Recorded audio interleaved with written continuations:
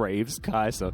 Yeah, like, I'm opting out of that one. I'm if we're going past 30 minutes, I'm packing it up. I'm going to call the destruction of the Nexus, and I'll leave the desk, and you can take care of all the tidy up here for Liv Sandbox. That being said, they still do need to survive to that point, and I'm looking forward to seeing what Nongshim Red Force can actually do here with the pretty cool new tech in the Tristana as the answer to the Kaiser. We could expect a lot of aggression down there, and the quintessential Renekton Nidalee that we've seen banned. It was banned all 3 games, right? Like the Renekton was taken away. We did have Nidalee jump through, but it is very different when they are not paired together. So I hope to see Nongshim playing towards that top side, and we'll see whether Summit can handle the pressure. Leona, as well as the E. It's actually going to be a really good start. Ooh, Teleport that's comes a in. teleport. My goodness. Seraphine making her way down towards the bot side as we'll see whether the beat drop does actually land, and it does there onto Kellen. However, the answer is there from Peanut as Croco's just fighting him off to the bottom side. There's the rocket jump reset, and Docdom just says thank you very much for that one. And we said this would be a bloodbath, and it absolutely has delivered already. This is the Nidalee, you know, like the Nidalee that's in your game, even though she shouldn't be. Yeah, this is she's way too good. You're like, why are you here? Yeah.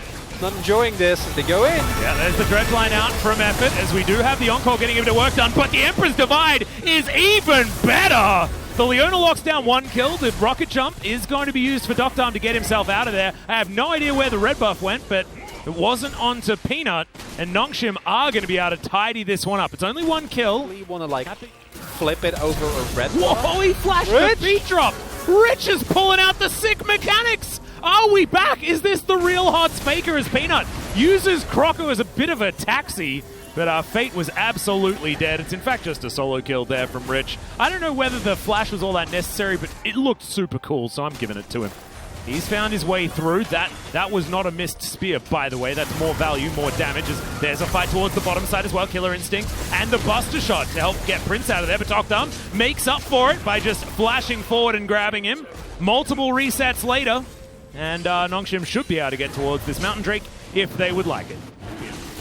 Come the mid to late game transition as another off cooldown Solar Flare comes out, but the answering teleport's going to have to come in through pretty quick as Kellen tanks up all of the damage forever and then flashes out of the way of any sort of re-engage as Rich slices out of the Decimating Smash and Liv Sandbox, all 5 members. Really expect this to go this? No, neither did I. I don't think anyone did, because they have been having pretty forgettable experiences as we may have cast a curse on Peanut.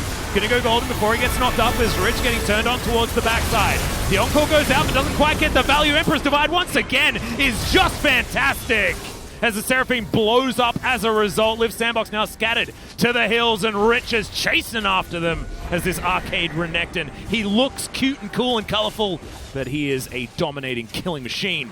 And everyone is trying to run away. However, they're running the wrong direction. There is a turret here, and Sion is very tanky as Kellen looking to try and get over that wall, just wards it for now.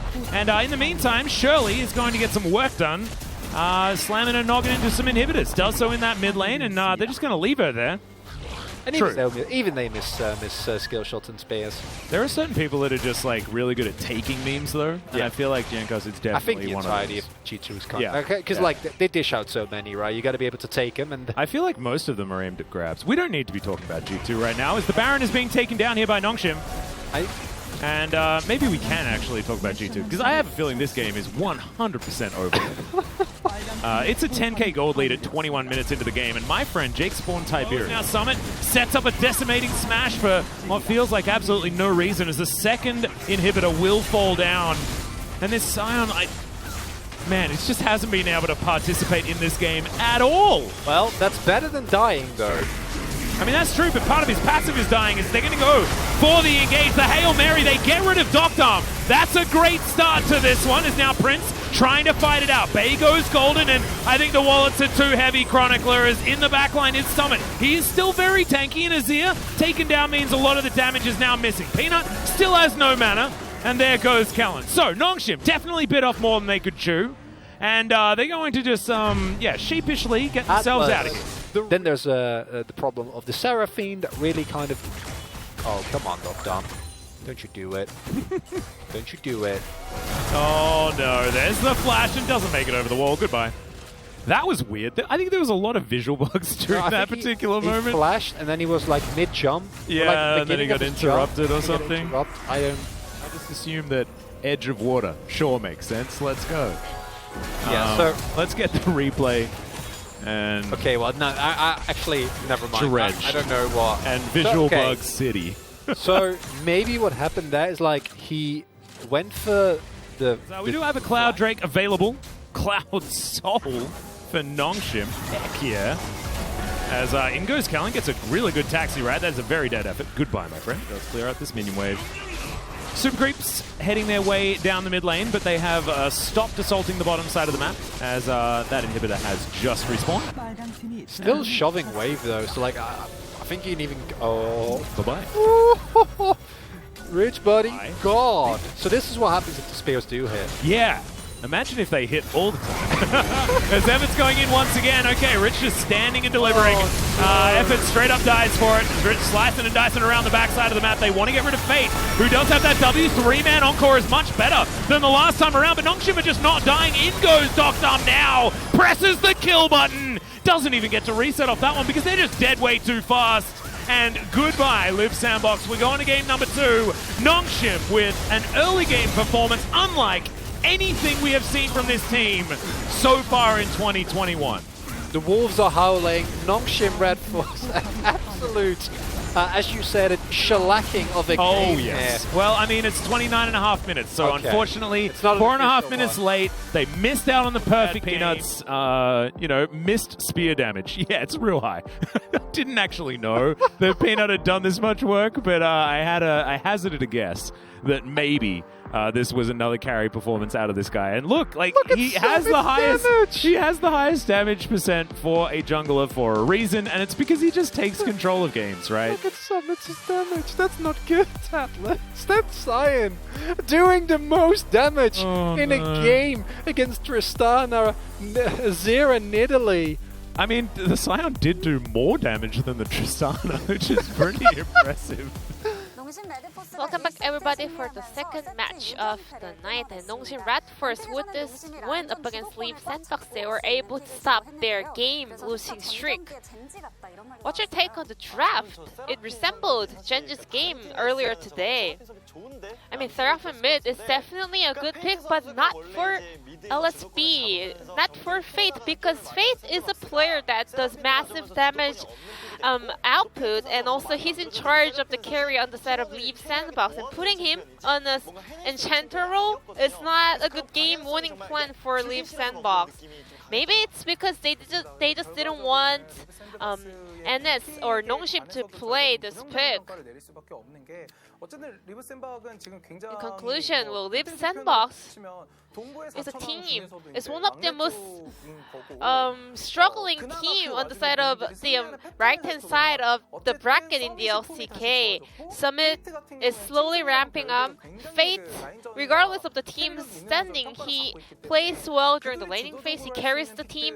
So we have to secure them to play the proactive, the strong picks, and the rest should match their comp. That's the winning game plan for Live Sandbox. But this time around, when they're facing up against a similar tier team, Nongshim Red Force, they actually put Summit on the tank duty, the Cyan duty, and put Fate on the Seraphim role, so they were not able to put up a good fight, not even once in this game. Nongshim Red Force at the same time, regardless of the result of this game, well, Nongshim Red Force had this mindset that they can win lane if they win top lane, or if they can win game if they win top lane. And we had a very critical team fight at the early phase of the game in the jungle. Well, they were looking for this fight because they had Seraphim on this team fight, but Azir was able to dodge the Encore, and then he was able to land a huge Shurima Shuffle onto the back line. It was almost on the BDD level. So with that huge win, well, Nongshim Red Force was able to take a huge leap forward. Well, Leaf Sandbox was not taking a huge risk in that fight. It was Nongshim that focused better in that fight. They were dodging some of the critical skills and then they were able to counter-engage. And then that was the beginning of Nongshim holding a very firm grip of the control on this game. Yeah, after the early game lead, Nongshim was able to extend the lead throughout the game. So let's take a look at another replay. Why Leona instead of Nautilus? Let's take a look over here. So in terms of the Leona Nautilus matchup, actually Leona has the agenda. So it was a little bit odd to see Effort rotating on that position. Effort is indeed a player who can play Nautilus really well, but still, looking at the Tristana versus Kai'Sa matchup, Tristana is the one that can attack the opponent faster, which means Tristana has the agenda, and then Leona is a champion that can always have agenda into Nautilus, which means they have no chance to actually have a proactive fight into the enemy bottom duo. And I was really perplexed to see that the way kind of Leaf Sandbox completed their bottom duo, because they were giving up the priority of the top side of the map, which means they have to have a very strong lane on the bottom lane, but that was not the case for Leaf Sandbox. And that was how Nongshim Red Force was able to punish in this game, and the POG will go over to Kellen on Leona. Perfect game so far. Kellen has been doing a great performance on the team fighter, such as Rel and Leona. He plays lane really well, and then he kind of dominates some team fights, moving on to the later phase. Kellen and Dokdam, they actually tend to play a champion duo that can produce a lot of duo kills during the laning phase, and I think Leona was the key to their success.